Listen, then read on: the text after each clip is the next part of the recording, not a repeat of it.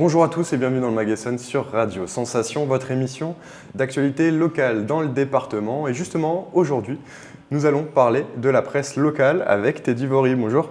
Bonjour Corentin. Alors vous êtes rédacteur en chef au Républicain de l'Essonne, le journal hebdomadaire qui suit l'actualité dans le département. Vous suivez donc vous personnellement depuis 2006 l'actualité en Essonne. Un petit rappel historique d'abord, donc le Républicain de l'Essonne, c'est un journal fondé après la Deuxième Guerre mondiale à la Libération.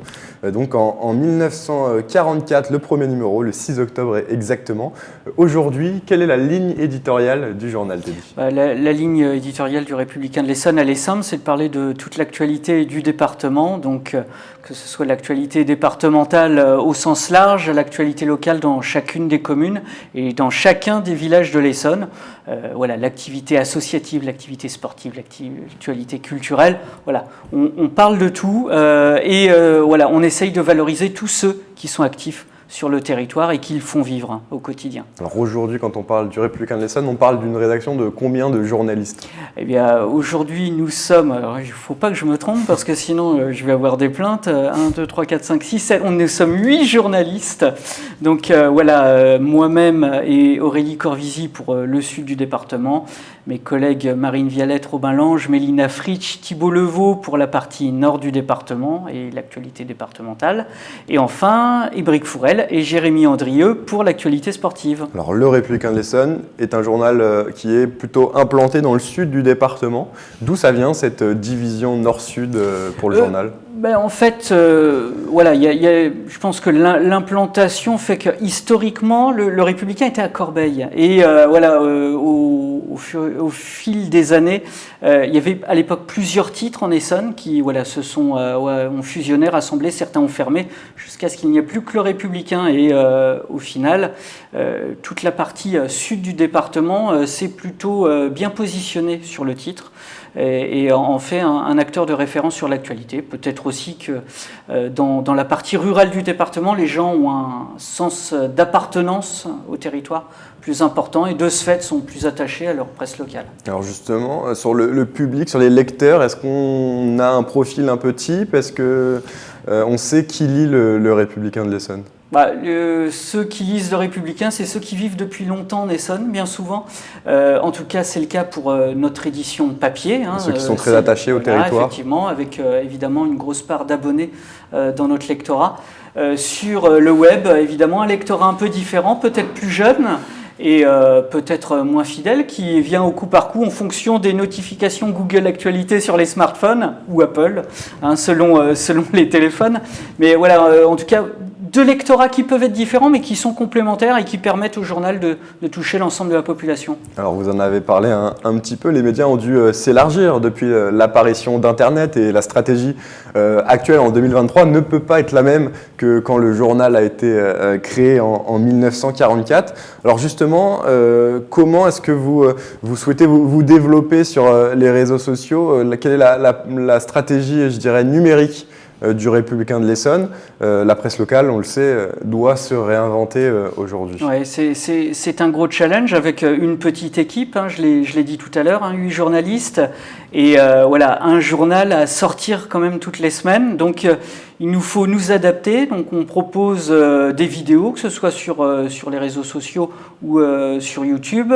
On propose également, mes collègues Aurélie et Mélina ont lancé un podcast récemment, donc voilà, qu'ils espèrent pouvoir pérenniser avec un deuxième numéro sans doute attendu prochainement. Et voilà, on essaye d'innover, on essaye de suivre le fil du temps la manière dont les lecteurs consomment l'actualité, parce que finalement c'est un peu ça. Il s'agit de se réinventer certes, mais il s'agit de se réinventer pour répondre aux attentes des lecteurs. Et les lecteurs s'informent différemment aujourd'hui qu'ils le faisaient il y a quelques dizaines d'années. Sur certains articles, la page Facebook notamment, certains articles font des milliers de vues, non ? Oui, parfois des centaines de milliers de vues. C'était le cas pour voilà, cet article récent de mon collègue Robin Lange sur le tournage de Walking Dead, ou de la série spin-off de Walking Dead qui avait lieu à Sainte-Geneviève-des-Bois, à l'hôpital du Perret-Vaucluse. C'était le cas aussi aussi récemment pour un article fait divers malheureux à Villeneuve-sur-Over à l'enclos des Chevrettes qui avait fait aussi plusieurs centaines de milliers de vues sur Facebook. Alors nous allons revoir avec vous, Teddy, maintenant quelques informations du mois d'avril qui se sont déroulées en Essonne, à commencer donc par l'annonce de la programmation du festival RTL2 Essonne en scène, c'est le nouveau nom. Maintenant, Essonne en scène s'associe à RTL2. Une conférence de presse avait lieu à Neuilly-sur-Seine dans le grand studio RTL2. On écoute François Durovray, président du conseil départemental de l'Essonne. On a une très grande ambition pour la culture populaire. Depuis des années, le festival Essonne en scène est devenu un rendez-vous incontournable pour les Essonniens et ceux qui l'ont découvert. Mais cette année, en s'associant avec RTL2, on souhaite lui donner une nouvelle dimension, lui permettre de découvrir, de rencontrer un nouveau public avec une programmation qui est comme chaque année exceptionnelle, mais c'est vrai que cette année on lui donne une nouvelle dimension. Les choses se sont faites très naturellement parce que nous travaillons depuis 3 ans avec Gérard Pont, Morgane Productions, qui depuis des années gère les Francopholies à La Rochelle, et dans le cadre des échanges qu'il a pu avoir avec d'autres partenaires, ils ont rencontré RTL2, nous avons travaillé ensemble, nous sommes rencontrés, et tout de suite ça a matché, si vous me permettez l'expression, et on a vu qu'il y avait quelque chose à faire ensemble, tout simplement parce que nous, on est attachés à notre territoire, à notre identité. RTL2, c'est évidemment, comme ils le disent, le son pop rock, et c'est aussi l'image qu'on souhaitait donner à ce festival, et donc les choses se sont faites encore une fois très naturellement.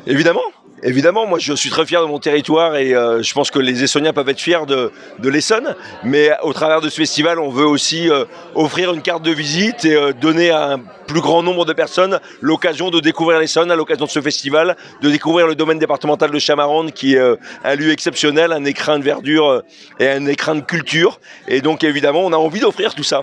Teddy Vory, le festival Essonne en scène depuis 2019, c'est vraiment le gros événement culturel du département. Le Républicain est mobilisé pour le couvrir. Oui, effectivement, on sera mobilisé. Je ne sais pas encore de quelle manière, puisque c'est le premier week-end de septembre, donc c'est encore un peu loin. Mais voilà, on y sera évidemment présent pour couvrir, voilà, je suppose, les 2 soirées du festival, le 1er et le 2 septembre, que je ne me trompe pas dans les dates. Et voilà, avec une affiche qui est assez large, avec des têtes d'affiches plus connues, et également des artistes essonniens. Je pense que c'est aussi un des marqueurs forts de ce festival, c'est de pouvoir donner leur chance à des groupes essonniens de monter sur une grande scène et devant un public très important. Donc là-dessus, je pense que c'est un festival qui est bien noté dans les dates des Essonniens. La culture, toujours avec la réouverture du théâtre de Mency. Ce dernier sera désormais la plus grande salle de spectacle du Sud-Essonne. Avec les travaux, il passe donc de 384 places assises à 687. C'est une bonne nouvelle, encore une fois, pour la culture en Essonne, et ça permettra d'attirer des grands noms.